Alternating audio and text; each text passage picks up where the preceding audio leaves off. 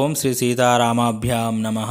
మనము మహాకవి శ్రీ వాల్మీకి మహర్షి విరచిత శ్రీమద్ రామాయణంను పారాయణం చేస్తున్నాము. బాలకాండంలో ఉన్నాము. వనవాస ఘట్టాన్ని అధ్యయనం చేస్తున్నాము. ఓం త్రయంబకం యజామయే సుగంధిం పుష్టివర్ధనం ఉర్వారుకమివ బంధనాత్ ముత్యోర్ముక్ష్యమా అమృతాత్. ఈరోజు చూసుకున్నట్లయితే సీతారామ లక్ష్మణులు వనములలో ఎట్లు నివసించుచున్నారు, వారు మమ్ము గూర్చి ఏమి పలికిరి అని దశరథుడు సుమంత్రుడిని అడుగుట, సుమంత్రుడు వారిని గురించి మహారాజునకు విషదపరచుట. మన దశరథ మహారాజు కొంతసేపటికి స్పృహ రాగా ఊరలేడిన వాడై శ్రీరాముని వృత్తాంతం తెలుసుకొనుటకై సుమంత్రుణ్ణి తన చెంతకు పిలిచెను. అప్పుడే పట్టుబడి తన యూధపతిని ధ్యానించుచు మిక్కిలి సంతాపమునకు గురి అయి అస్వస్థతో నిట్టూర్చుచున్న ఏనుగు వలె దశరథ మహారాజు నిరంతరము శ్రీరామున్నే స్మరించుచు దుఃఖ శోకములతో కుమిలిపోవుచుండెను. అట్టి మహారాజును సమీపించి సుమంత్రుడు అంజలి ఘటించి నిలబడెను. దుమ్ము కొట్టుకొని ఉన్న శరీరము కలిగి దీనుడై కన్నీరు మున్నీరుగా విలపించుచు తనను సమీపించిన సూతునితో సుమంత్రునితో మిక్కిలి ఆర్తికి లోనై మహారాజు ఇట్లు అనెను. ఓ సుమంత్ర, ధర్మాత్ముడైన నా రాఘవుడు మిగులు సుకుమారుడు, లాలనతో ముద్దు మురిపములతో సుఖములలో పెరిగినవాడు. అతడిప్పుడు ఏ చెట్టును ఆశ్రయించినాడు, ఏమి తిని జీవించుచున్నాడు? ఓ సుమంత్ర, దుఃఖమను మాటనే ఎరుగని రాజకుమారుడైన నా రాముడు ఇప్పుడు అతడి కష్టములకు ఎట్లు ఓర్చుకొనుచున్నాడు? హంస తూలికా తల్పములపై శయనించు నా ముద్దుల పట్టి కటికి నేలపై దిక్కులేని వాలి వలె ఎట్లు పండుకొనుచున్నాడు? ఎల్లప్పుడూ శ్రీరామునకు చతురంగ బలములు తోడుగా ఉండేటివి. ఇప్పుడు అతడు నిర్జన వనములలో ఎట్లు నివసించుచున్నాడు? వనములలో పెద్ద పులులు మొదలగు క్రూర మృగములు సంచరించుచుండును. ప్రమాదకరమైన నల్ల త్రాచులు తిరుగాడుచుండును. అట్టి భయంకరములైన అరణ్యములలో సీతాదేవితో కూడి రామ లక్ష్మణులు ఎట్లు ఉండగలుగుచున్నారు? ఓ సుమంత్ర, సుకుమారియు దైవ సేవా తత్పర్యు అయిన సీతతో కూడి రాజకుమారులైన రామ లక్ష్మణులు రథము నుండి దిగి పాదాచారులై ఎట్లు తిరగగలుగుచున్నారు? మందర పర్వత వనములలో ప్రవేశించు అశ్విని కుమారుల వలె మా రామ లక్ష్మణులు మహారణ్యములలో ప్రవేశించుచుండగా నీవు స్వయముగా చూచితివి. నిజముగా నీవు ధన్యాత్ముడవు సుమా. ఓ సుమంత్ర, అడవులలో అడిగిడినప్పుడు మా రాముడు ఏమని నుడివెను? ఇంతకు లక్ష్మణుడు ఏమి పలికెను? వారి మాటలు సరే, మా కోడలు మైథిలి ఏమని వచించెను? ఓ సుమంత్ర, శ్రీరాముడు దేనిపై ఆసీనుడగుచున్నాడు? ఎట్లు శయనించుచున్నాడు? అతని ఆహార విహారములెట్టివి? ఈ విషయములను వివరింపుము. స్వర్గము నుండి భ్రష్టుడైన యయాతి ఇంద్రుని అనుగ్రహంతో సాధుపురుషుల సాంగత్య ప్రభావమున అతడు దుఃఖ విముక్తిని పొందెను. అట్లే శ్రీరాముని కథాశ్రవణముతో నేను శోక విముక్తుడను అయ్యేదను. మహారాజు ఇట్లు కోరిన పిమ్మట సుమంత్రుడు కన్నీరు కార్చుచు డగ్గుత్తికతో మాటలు తడబడుచుండగా ఆయనతో ఇట్లు నుడివెను. ఓ మహారాజా, శ్రీరాముడు ధర్మబద్ధముగా చేతులు జోడించి మీకు శిరసా ప్రణమిల్లుచు నాతో ఇట్లు పలికెను. ఓ సుమంత్ర, ఆత్మజ్ఞాని మహాత్ముడు పూజ్యుడు అయిన మా తండ్రి గారి పాదములకు నా సాష్టాంగ నమస్కారములు తెలుపుము.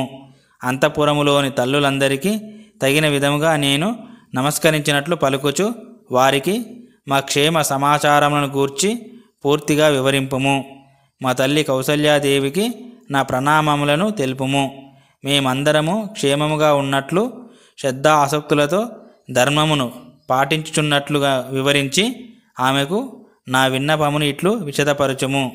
అమ్మా, నీవు నిరంతరము ధర్మ తత్పరురాలవై ఉండుము. అగ్ని కార్యములు అన్నీయు తగిన సమయములలో జరుగునట్లు చూచుచుండుము. మహారాజును దైవముగా భావించుచు ఆయన చరణములను సేవించుచుండుము. తల్లి, నేను పట్టమహిషిని, అందరికంటే పెద్దదానను అని తలపోయక తల్లులందరినీ సమానముగా చూచుకొనుచు వారితో కలిసిమెలిసి ఉండుము. పూజ్యురాలైన కైకేయి దేవిని కూడా రాజుగారితో సమానముగా గౌరవింపుము. రాజు భరతుడు వయస్సుచే చిన్నవాడైనను రాజ్యాధికారమును బట్టి సర్వ సంపదలు కలిగియున్నందున అందరికీ ఆదరణీయుడే. కనుక రాజధర్మమును అనుసరించి యువరాజైన భరత కుమారుని ఎడ రాజ నందువలే ప్రవర్తింపుము. ఓ సుమంత్ర, మా కుశల వార్తను భరతునకు తెలుపుము. ఇంకను ఆయనతో తల్లులందరి ఎడ ధర్మబద్ధముగా సముచితముగా మసలుకొనుము. వారిని భక్తి శ్రద్ధలతో సేవించుచుండుము. బాహుబల సంపన్నుడవు, ఇక్ష్వాకు వంశవర్ధనుడవు, యువరాజు అయిన నీవు మహారాజైన మన తండ్రిని గౌరవంతో చూచుకొనుచుండుము. వయోవృద్ధుడైన ఆ ప్రభువునకు అవరోధములను కలిగింపకము. ఆయన ఆజ్ఞలను తలదాల్చి మసలి కొనుచు నీవు యువరాజుగా సమస్త భోగానుభవములతో కలకాలము వర్ధిల్లుము అని నా మాటగా అతనికి తెలుపుము. ఇంకను శ్రీరాముడు కన్నీరు గార్చుచు నాతో, మిక్కిలి పుత్ర ప్రేమగల నా తల్లి నాకేగాక నీకును తల్లిగా భావించి ఆమెను భక్తి శ్రద్ధలతో చూచుకొనుమని పలికెను. ఓ మహారాజా, మహాయశస్వియు రాజీవ లోచనుడైన శ్రీరాముడు నాతో ఈ విధముగా పలుకుచునే సంతతధారగా కన్నీరు గార్చెను. ఓ రాజా, లక్ష్మణుడు మాత్రం మిక్కిలి క్రుద్ధుడై నిట్టూర్పులు విడుచుచు ఇట్లు నుడివెను. ఓ సుమంత్ర, రాజకుమారుడైన శ్రీరాముణ్ణి అడవులపాలు చేయుటకు అతడు చేసిన అపరాధమేమి? రాజు కైకేయి యొక్క తుచ్చమైన దుర్బోధలు విని ఏమాత్రము ఆలోచింపక వెంటనే చేయరాని పనిని చేసెను. దానివలన మేము కష్టాల పాలైతిమి. శ్రీరాముని వనములకు పంపుట గల కారణము కైకేయి యొక్క లోభగుణము కావచ్చును, లేదా రాజు ఆమెకిచ్చిన వరములైనను కావచ్చును. కారణము ఏదైనను ఇది శ్రీరాముని ఎడ వనర్చిన మహా అపచారము. మహారాజు తన ఆజ్ఞకు తిరిగే లేదని ఇట్లు చేసినా, లేక విధి నిర్ణయమే ఇట్లున్నదా? ఏది ఏమైనను శ్రీరాముణ్ణి వనములకు పంపుట మాత్రము నా దృష్టిలో సముచితము కాదు.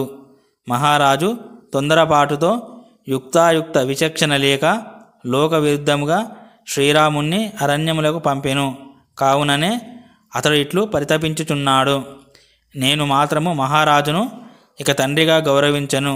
నాకు సోదరుడైనను, ప్రభువైనను, బంధువైనను, కడకు తండ్రి అయినను అన్నియు శ్రీరాముడే. శ్రీరాముడు సమస్త లోకముల హితమునందు ఆసక్తుడయుండువాడు కనుక అతడు సర్వలోకములకు ప్రియమైనవాడు.